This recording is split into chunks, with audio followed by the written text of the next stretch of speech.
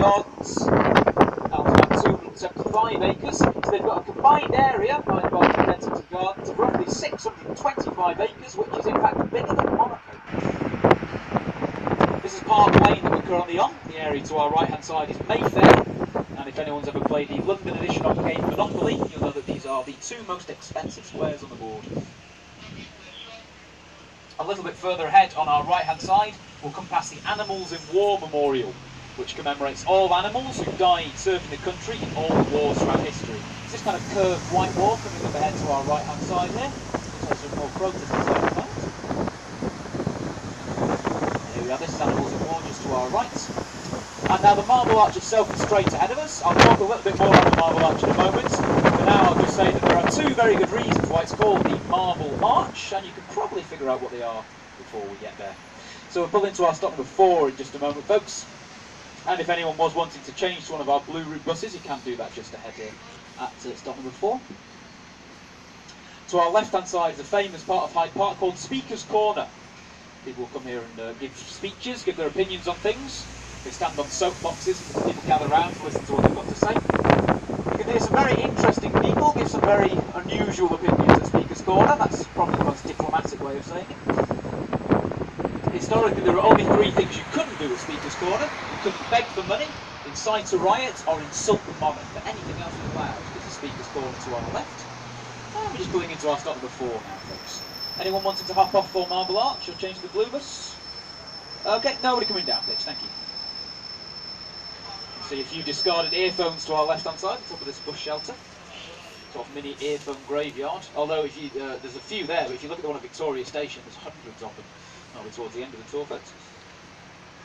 So we'll set off again in just a moment, and we'll be heading to our stop number 5 for Baker Street and for Madame Tussauds. Now that turquoise-coloured statue of a horse drinking water is a statue called Horse Drinking Water.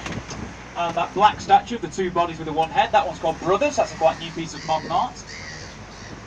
Now this whole area of Marble Arch is a nice area of London nowadays, but historically, before the Marble Arch itself was here, this area used to be known as Tyburn, named after the Tyburn River. And this is the part of London where public hangings used to happen, actually. There was a huge gallows here between 1571 and 1789. I'll point out exactly where it stood in just a moment.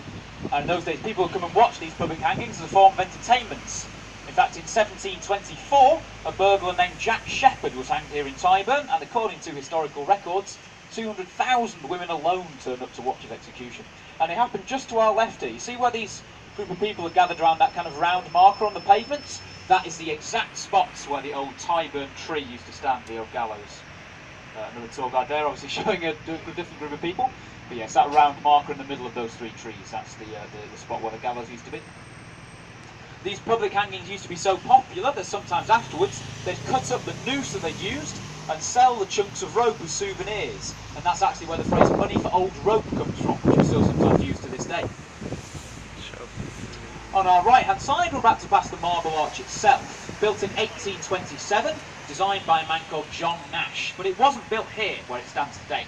The Marble Arch was originally part of Buckingham Palace. Now 10 years after it was built in 1830 on a pink sign for Veera Swami. That was the first ever Indian restaurant in London, actually. Veera Swami, the restaurant was founded by a chap who came back from India and couldn't find a decent curry anywhere in London. So he set up the restaurant there and started making his own Indian. Are Indian restaurant. Kare. So once we get into Piccadilly Circus in a moment, folks, this is where we'll be taking our slightly diverted route. We'll head down Shaftesbury Avenue and then down Charing Cross Road. But this does mean that we'll get to see many of the big West End theatres, more than we normally would. In fact, we'll see them very close up. Estoy en Londres.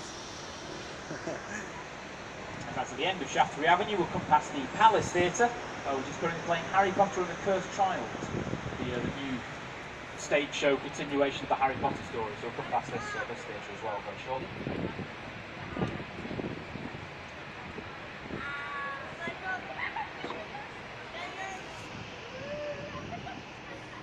The funerals of Princess Diana and Winston Churchill, the ambulance was shut off as a kind of mark of respect.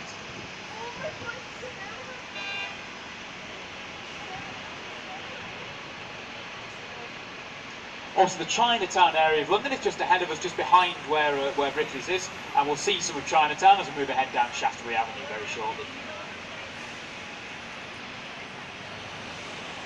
So I mentioned the Criterion Theatre a moment ago.